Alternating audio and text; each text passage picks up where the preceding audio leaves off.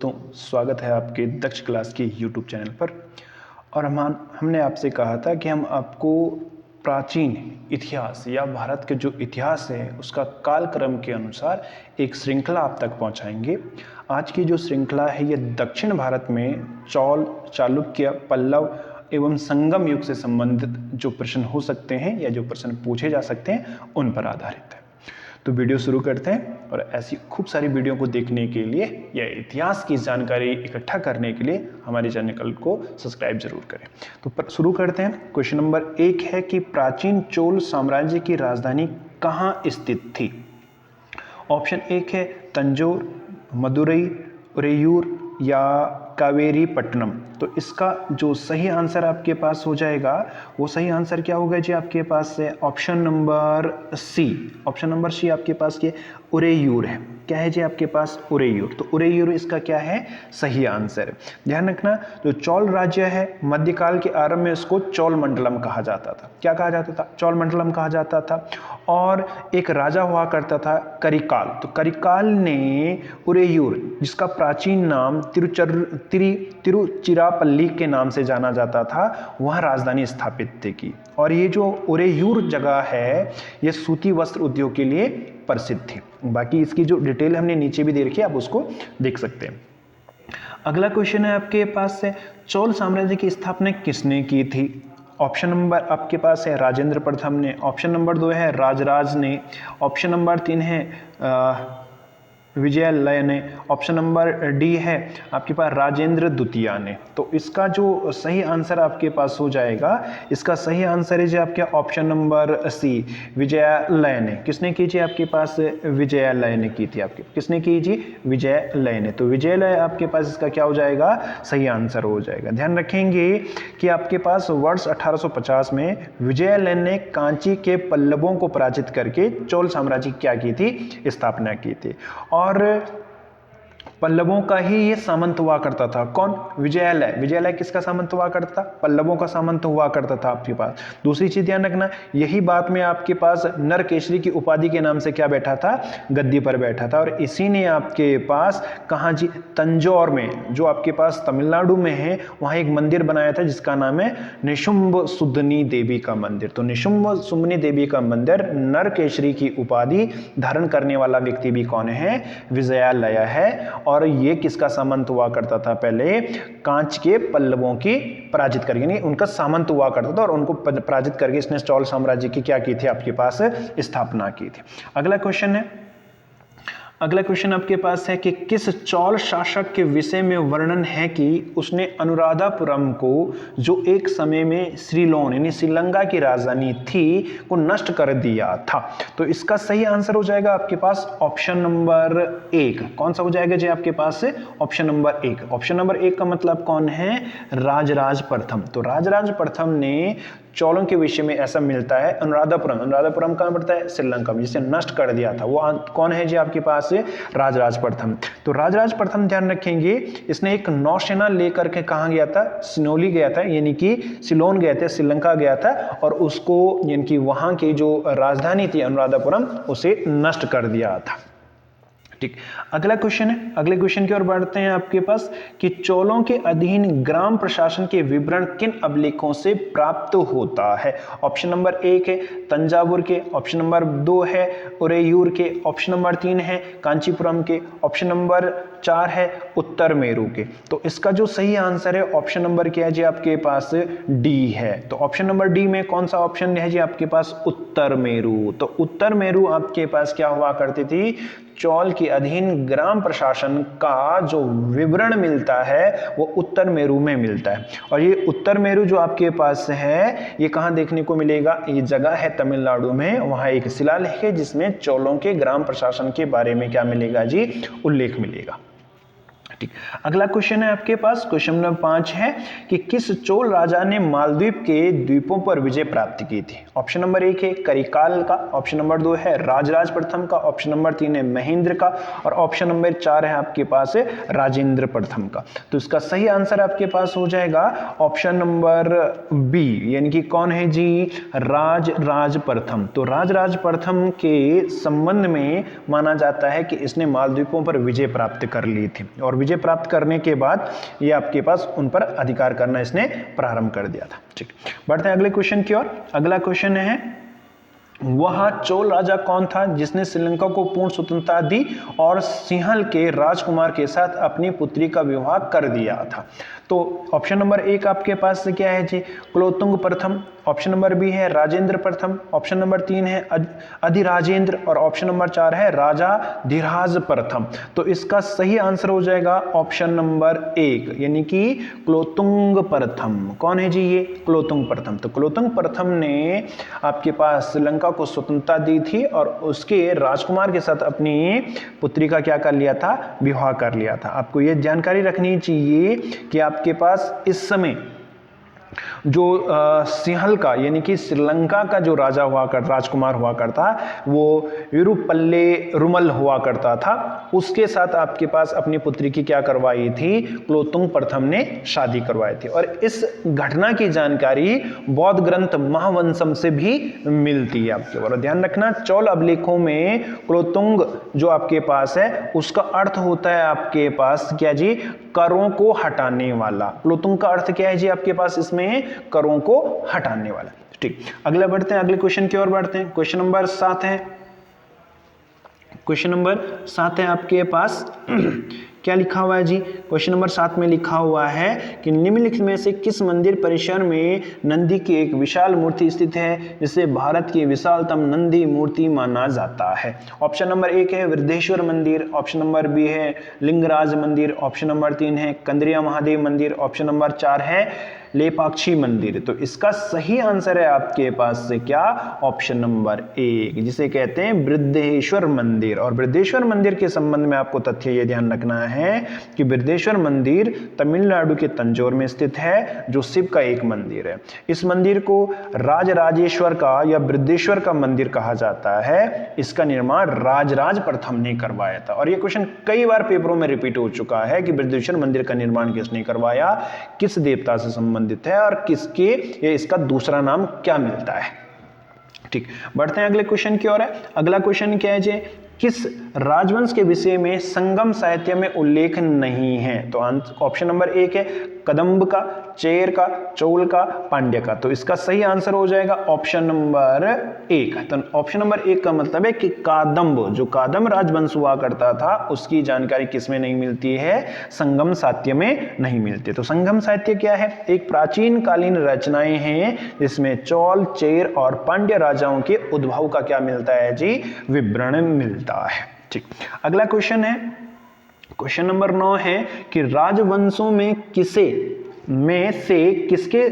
किसके शासन अपने शासन काल में ही उत्तराधिकारी की घोषणा कर दी? अर्थात क्वेश्चन के ये कहना चाहता है कि वह कौन सा राजवंश था दक्षिण भारत में जिसमें शासक अपने उत्तराधिकारी का नाम अपने ही शासन में घोषित कर देता था? तो ऑप्शन नंबर 1 है चालुक्य वंश। ऑप्शन नंबर बी है चौल वंश। ऑप्शन नंबर 3 है कादंब वंश और ऑप्शन नंबर 4 है कलचुरी वंश। तो इसका जो सही आंसर आपके पास हो जाएगा वो आंसर है बी ऑप्शन, यानी कि चौल वंश। चौल वंश क्या कर देता था? चौल वंश के शासक अपने ही जीवित रहते रहते यानी कि गद्दी पर रहते रहते अपने युवराज का क्या कर देते हैं जी? नामों का घोषणा कर देते थे आप। तो ऐसी व्यवस्था किस में देखने को मिलती है? चौल वंश में देखने को मिलती है। और जो चौल साम्राज्य था वो राजतंत्रात्मक व्यवस्था पर आधारित था। किस व्यवस्था पर आधारित था जी? राजतंत्रात्मक व्यवस्था पर आधारित था। ठीक, बढ़ते हैं अगले क्वेश्चन की ओर। अगला क्वेश्चन है 10वां क्वेश्चन लिखा गया है जी, निम्न में से दक्षिण भारत का कौन सा राजवंश अपनी नौसैनिक शक्ति के लिए प्रसिद्ध था? ऑप्शन नंबर 1 है चोल, ऑप्शन नंबर 2 है चेर, ऑप्शन नंबर 3 है पल्लव, ऑप्शन नंबर 4 है राष्ट्रकूट। तो इसका जो सही आंसर है, इसका सही आंसर हो जाएगा ऑप्शन नंबर 1 यानी कि चौल राजवंश अपने नौसैनिक आपके पास बेड़े के लिए क्या था जी? प्रसिद्ध था।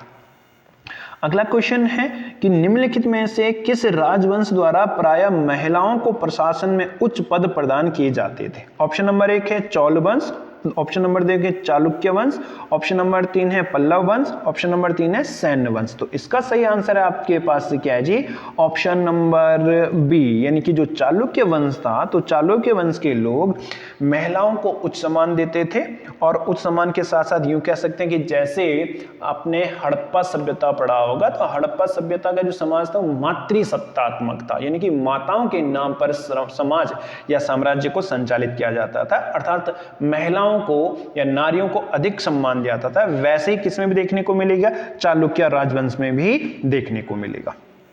ठीक है, अगला क्वेश्चन है कि चालुक्य वंश का सबसे महानतम शासक कौन था। ऑप्शन नंबर 1 है विक्रमादित्य, ऑप्शन नंबर 2 है मंगलेश, ऑप्शन नंबर 3 है पुलकेशन द्वितीय, और ऑप्शन नंबर 4 है आपके पास पुलकेशन प्रथम। तो इसका सही आंसर है जी आपके पास क्या, ऑप्शन नंबर सी।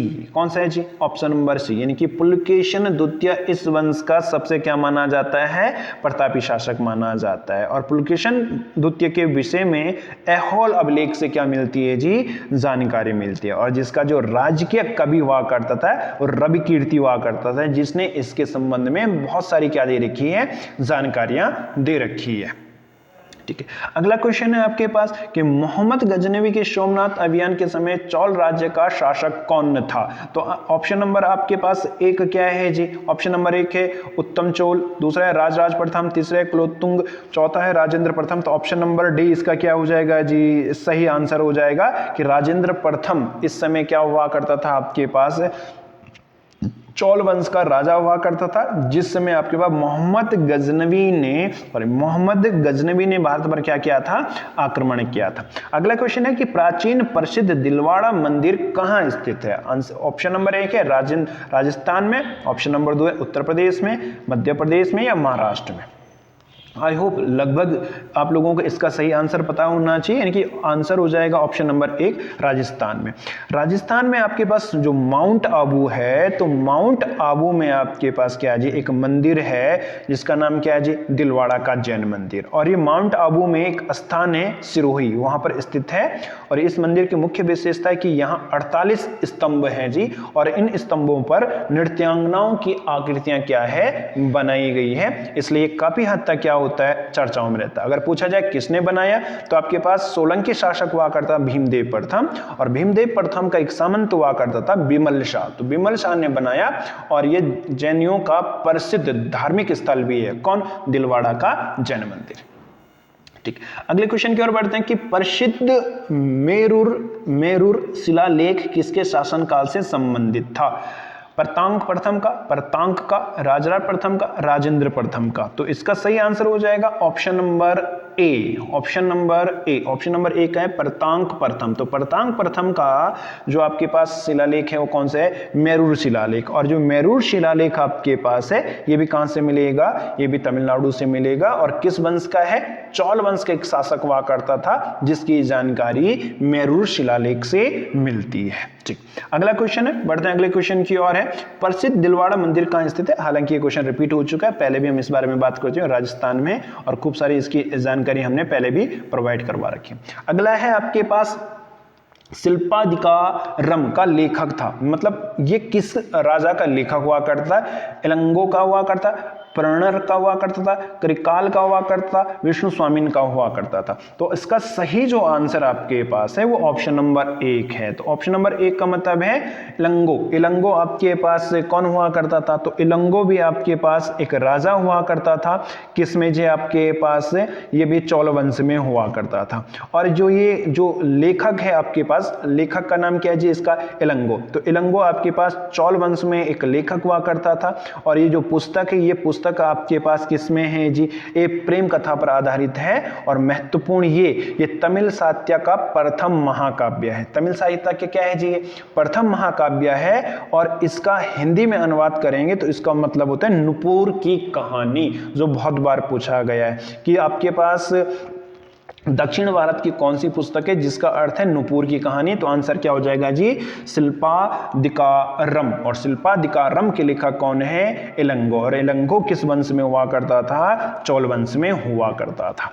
ठीक, अगला है, अगले क्वेश्चन की ओर बढ़ते हैं। आपके पास है चालुक्यों की राजधानी कहाँ थी? वापी थी, श्रावस्ती थी, कांची थी या कन्नौज थे? तो इसका जो सही आंसर हो जाएगा आपके पास है वो हो जाएगा ऑप्शन नंबर 1। ऑप्शन नंबर 1 में क्या है जी आपके पास? वातापी। वातापी कहाँ पड़ता है? कर्नाटक में पड़ता है आपके पास। कर्नाटक में एक जिला है जिसका वर्तमान नाम बादामी है। वर्तमान नाम क्या है जी? बादामी है। वहीं पर चालुक्यों की क्या हुआ करती थी? राजधानी हुआ करती थी। अगला क्वेश्चन है, क्वेश्चन नंबर 19 है आपके पास। किस चोल शासक ने बंगाल की खाड़ी को चोल झील का स्वरूप प्रदान किया था? ऑप्शन नंबर 1 है राजराज प्रथम ने, ऑप्शन नंबर 2 है राजेंद्र प्रथम ने, ऑप्शन नंबर 3 अधिराज ने, ऑप्शन नंबर 4 है कुलोत्तुंग ने। तो इसका जो सही आंसर हो जाएगा, सही आंसर क्या हो जाएगा जी आपके पास? इसका ऑप्शन नंबर बी, यानी कि राजेंद्र प्रथम ने। किसने जी आपके पास? राजेंद्र प्रथम ने इस झील को बंगाल, जो आपके पास किसमें जी? बंगाल की खाड़ी में, उसको एक स्वरूप प्रदान किया था। अगला क्वेश्चन है कि किस चोल शासक ने पुहार नगर की स्थापना की थी? ऑप्शन 1 है राजेंद्र चोल ने, इलार ने, सेन गुट्टवन ने या करिकल ने। तो इसका सही आंसर हो जाएगा जी आपके पास क्या? ऑप्शन नंबर डी, यानी कि करिकाल। कौन सा है जी आपके पास सही आंसर इसका? करिकाल। तो करिकाल नामक व्यक्ति ने, चोल शासक ने आपके पास पुहार नगर की क्या की थी? स्थापना की थी। ठीक, बढ़ते हैं अगले क्वेश्चन की ओर। अगले क्वेश्चन है पश्चिम भारत में चालुक्यों को किसने विस्थापित किया था? पश्चिम भारत की ओर किसने विस्थापित किया था? तो ऑप्शन नंबर 1 चोल ने, ऑप्शन नंबर 2 में काकतीय ने, ऑप्शन 3 है पल्लव ने, ऑप्शन नंबर 4 है राष्ट्रकूट ने। तो इसका सही आंसर हो जाएगा आपके पास क्या? ऑप्शन नंबर डी, यानी कि कौन है जी? राष्ट्रकूट शासकों ने इनको क्या कर दिया था आपके पास? विस्थापित कर दिया था आपके पास। तो ऐसी और सारी वीडियो से जुड़े रहने के लिए हमारे चैनल को सब्सक्राइब करें, लाइक करें और शेयर करना ना भूलें। Thank you.